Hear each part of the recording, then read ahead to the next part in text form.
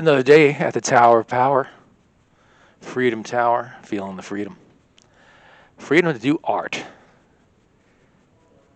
Actually, I think I mentioned this. My parents actually, when I told them I wanted to be an artist, they thought it was great.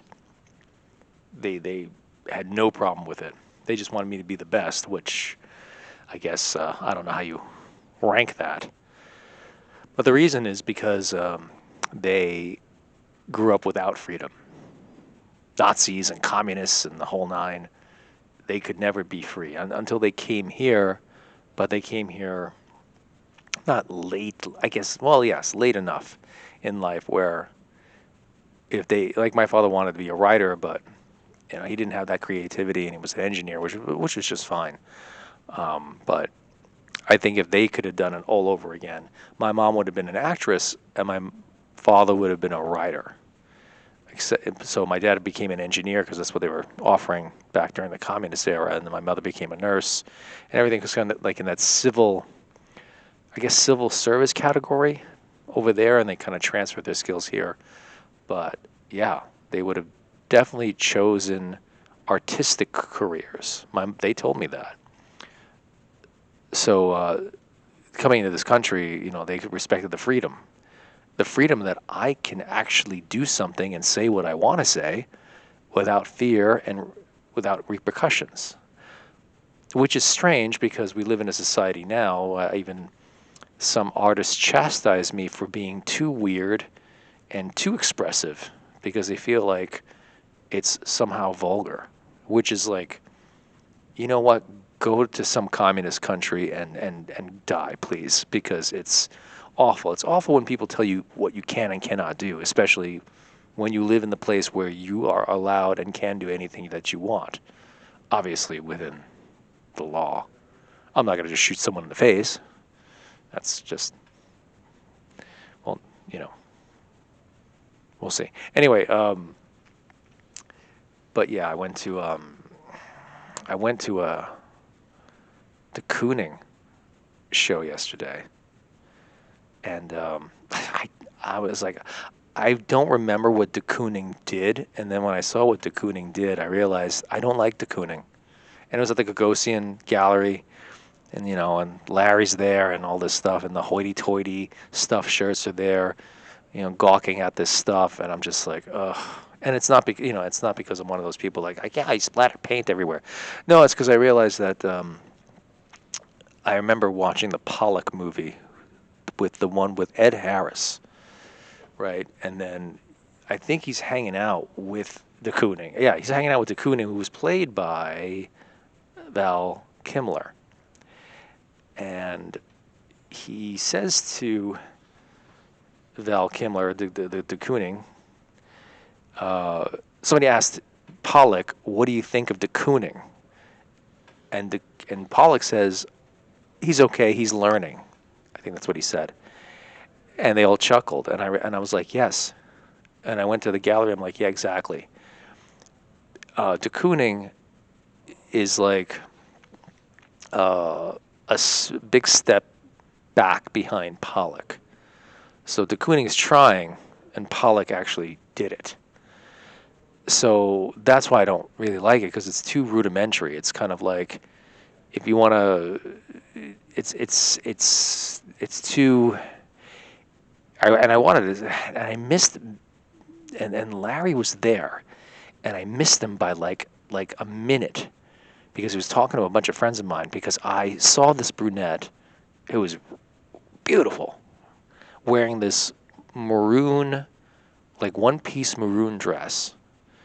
Wow, and she was a knockout. It looked like it was made out of like wool, like it almost looked like a doily that was made out of a doily, like a maroon doily, like one-piece dress. I know that doesn't sound great, but she looked fantastic, and I'm following her all over the gallery like a lost puppy, and trying to find an end to the conversation. And then my friends are talking to Larry. I'm like, great, because I really wanted to tell him, that what I thought, and then I didn't get a chance because, damn, because I was chasing a dream, and I didn't even wind up talking to the girl.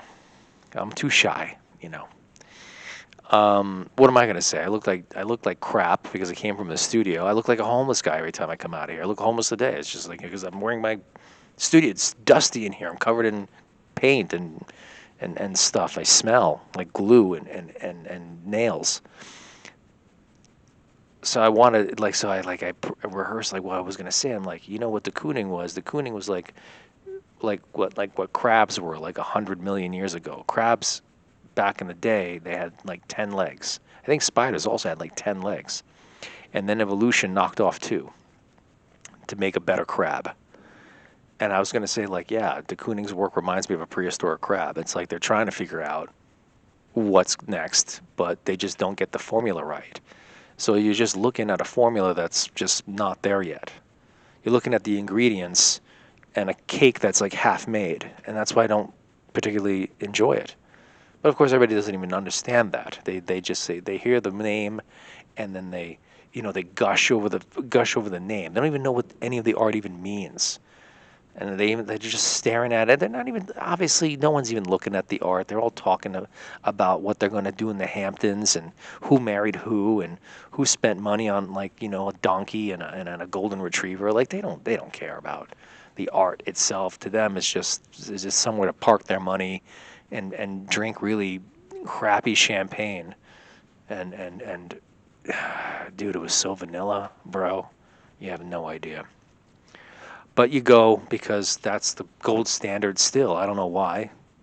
I don't know why Larry still holds all the cards. Um, and I like to say, like, yeah, I'd like to be in there, but it's like, no. It's like, he's got to come to me, bro. Larry Gagosian's got to come to me. I'm not going to go to Larry. What are you, crazy? No, that's not my style. And it's like everyone's just like, oh, yeah. No, no. I'm a special flavor. And you gotta make it that way. You can't, don't just start running into the woods because you saw something. Don't jump into the lake because, you saw a mermaid. There ain't no mermaids. You gotta ration yourself too. That's what Friedrich Hudenwasser said.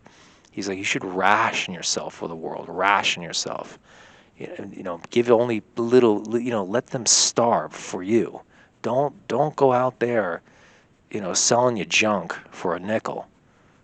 Don't sell your pee-pee for a quarter. That's what the old timers used to tell me. Well, it's because my mom in the summertime, I was not allowed to wear underwear because my mom didn't want to wash the stink out of my shorts. So I wore these soccer shorts with no underwear. And then when I would sit on the stoop, the kids, they would see like, my pee-pee and balls. And they're like, ew, it's Conrad's pee-pee, and stuff. And then I realized that, and then I would like hide and stuff. And then they're like, oh, I'll give you a quarter if you show me your pee-pee. So I would go into the alley next to the house and I would just show them my junk. I would put my shorts down and they would like, and they were like, ew, that's so gross. And they would throw quarters at me. So I would pull down my pants and people threw quarters.